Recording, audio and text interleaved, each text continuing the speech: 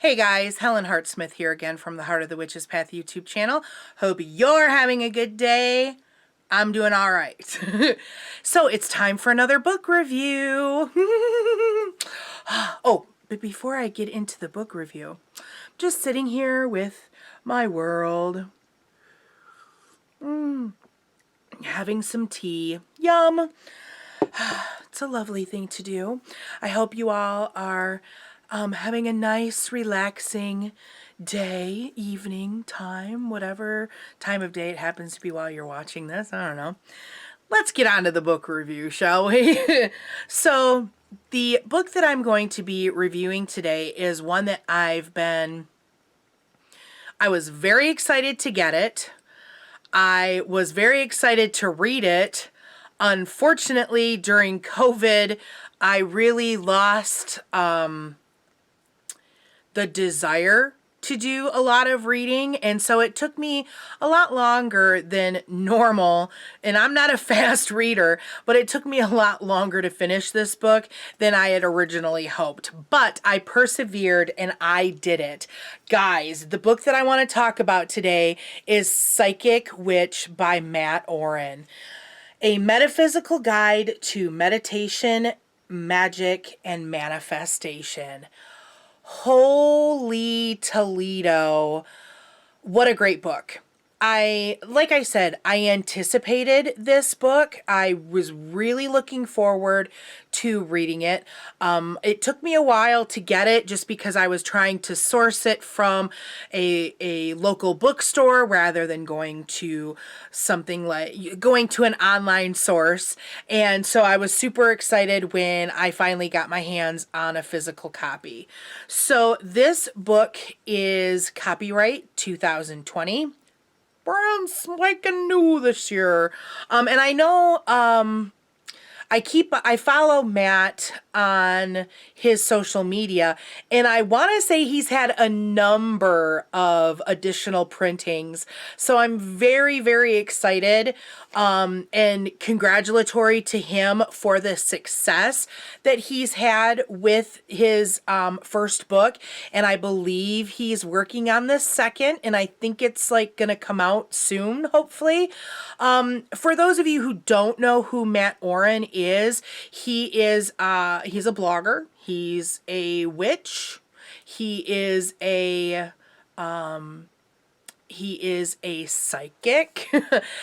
He does tarot readings. For a while, he was living in Salem, Massachusetts, and was actually working there. I want to say he was working at Lori Cabot's store, but don't quote me for certain. But he is a really amazing writer, and he's been doing blogging. He's been writing blogs for a number of years, and he is also available, boy, my tongue's not working right, on Pathos Pagan. His blog is called What the Puck, I think. Something along those lines. I will try to remember to put a link in the description box to either, because I think he still has like a main blog and then he writes for Pathos as well.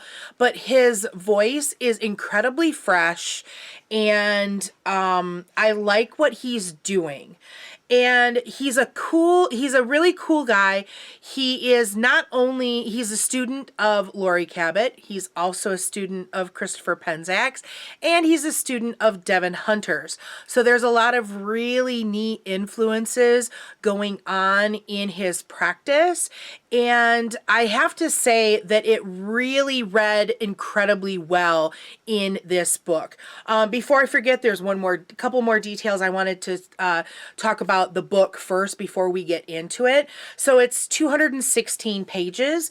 It retails for right around $20, and it's completely worth it.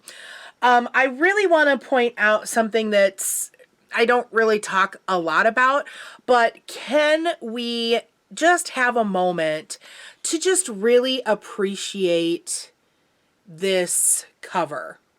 The aesthetic that you get with this book is really refreshing. I love the black the white on black rather than black on white. And there are some illustrations in here as well. The owl is a very important animal to Matt, which is really cool. But there's a number of artwork pages in the book that have this white on black aesthetic that just really work for me, and they're really, really beautiful. And it's something different that sets his books or his book aside from what we've been seeing for years and years and years, forever, you know. So the look of this book just really drew me, just seeing, you know, the cover and stuff. And sometimes for me, it's probably not the best thing, but sometimes for me, the cover of a book really tells a story before I even open it. Okay. So what's inside? What's inside is like some pretty amazing information. I really enjoyed the layout of this book. I like the fact that there's exercises that go along with the chapters.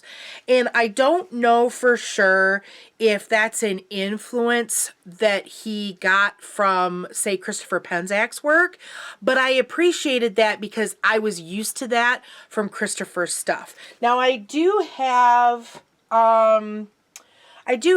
two of Devin Hunter's books that I haven't read yet.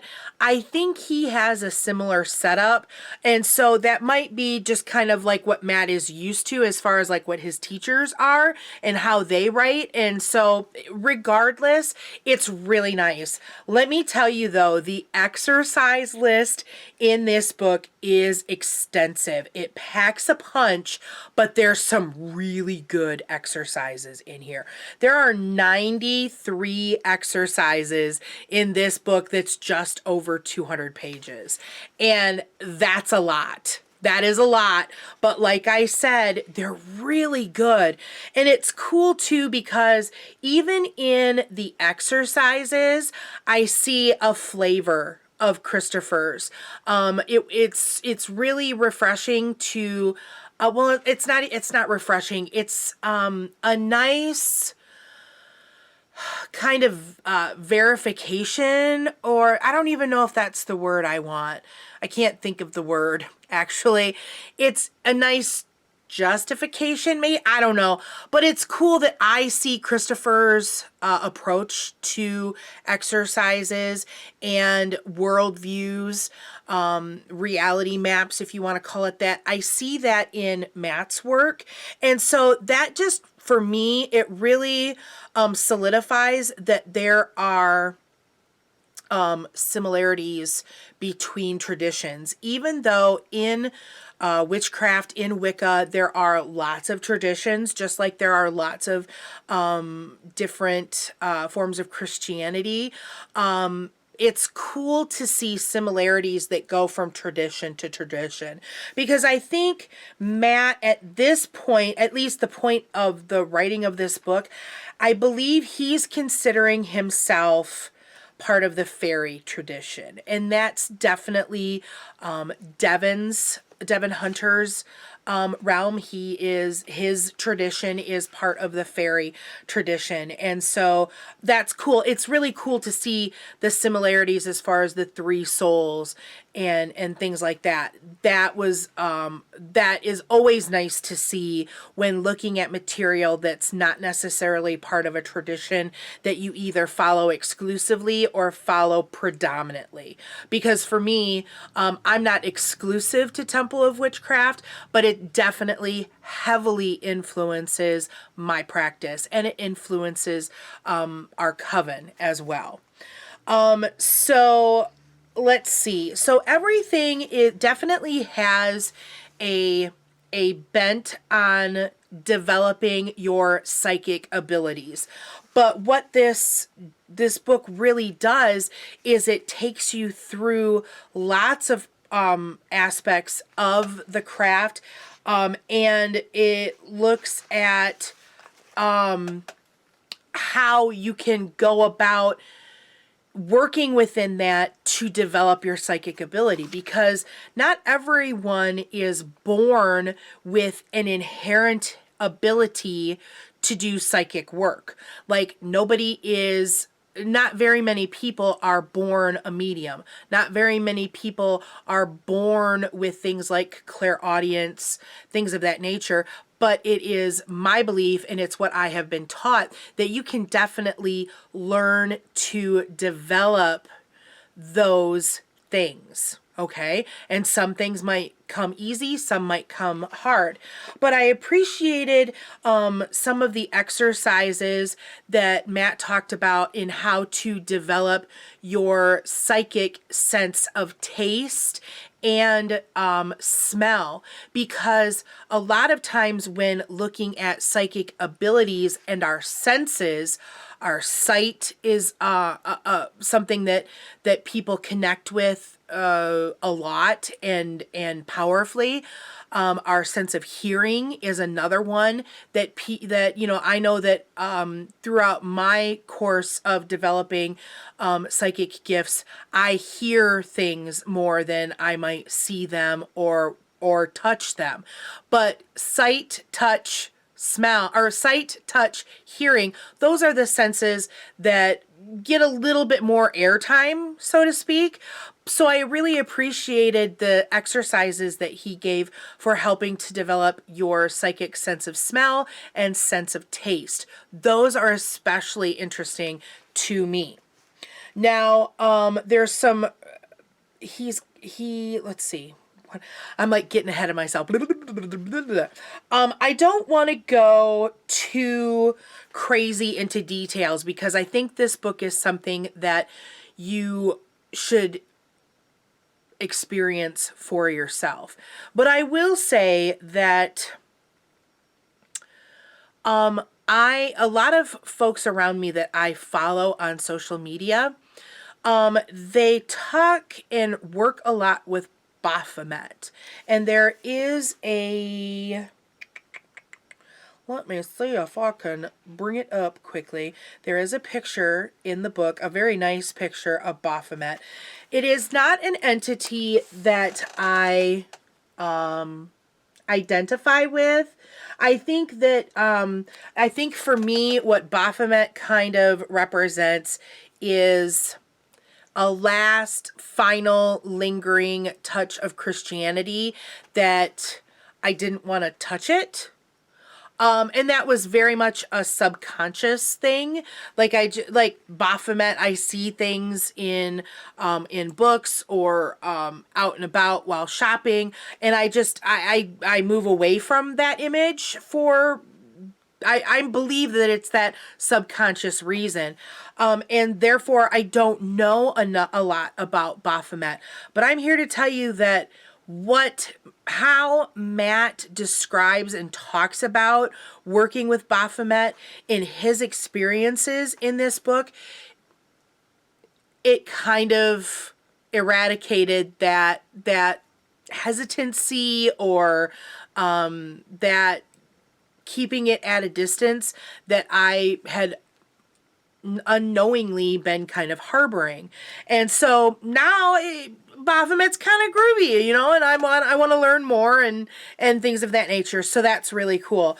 But I have to tell you that I think it's the final chapter. I want to get exactly what it's called so that,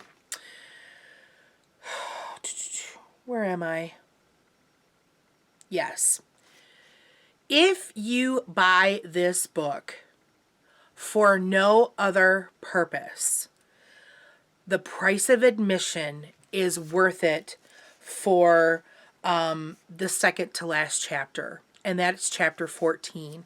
And it's entitled Multi-Dimensional Manifestation. And I don't even want to get into too much detail because I feel like I need to go back and reread it. But in a nutshell, for me, my takeaway from it, Matt masterfully talks about how magic works and runs through how we do magic as a witch, how it goes through and works through our auras and why. Hands down, the best part of this book. It's a chapter that I could I'll probably reread multiple times throughout the course of the rest of my life.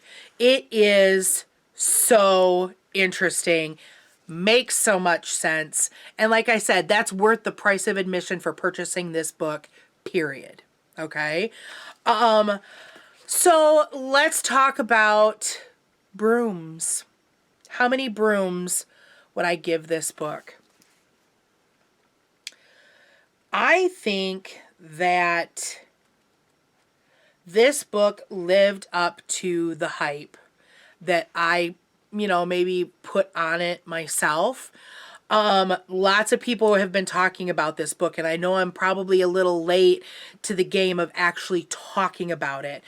I am, without hesitation, I am giving five brooms to this book. It is probably one of my favorite reads of the year. And I've been doing some reading, more so in the latter part of the year than in that middle part during COVID or the beginning of COVID. But yes, this book is absolutely worth reading. If you haven't bought it yet, get it. Put it on your seasonal gift giving list. Go buy it, go read it. You will not be disappointed, I don't believe. So this is a great book. I would love to hear if anyone watching has read this book and what did you think of the material presented in it. Let's have a little discussion in the comments section below. How does that sound? I will definitely put a link to Amazon to purchase this, but I highly encourage you to look for either local businesses or smaller shops, or I think, I'm not sure if Matt has a website. I will definitely put a link in the description box, and I will put a link to his blog in the description box. You might be able to purchase it from Matt directly. I'm not sure. We'll see about that. But definitely get it. Get it. Read it. You won't be disappointed. So, that's going to be it for this video. If you enjoyed it or learned something from it, please give me a thumbs up. If you haven't done so already, hit that subscribe button. Love to have you come back and see what else is going on here at the channel. Please also look in the description box for links for my social media and for like Kathy's Instagram. If you have any questions for me or suggestions for videos, I invite you to email me at heartofthewitchespath@yahoo.com. That's going to be it for this video. Thank you so much for watching, and thanks for taking the time to walk the path for a little while with me. Until next time, blessed be.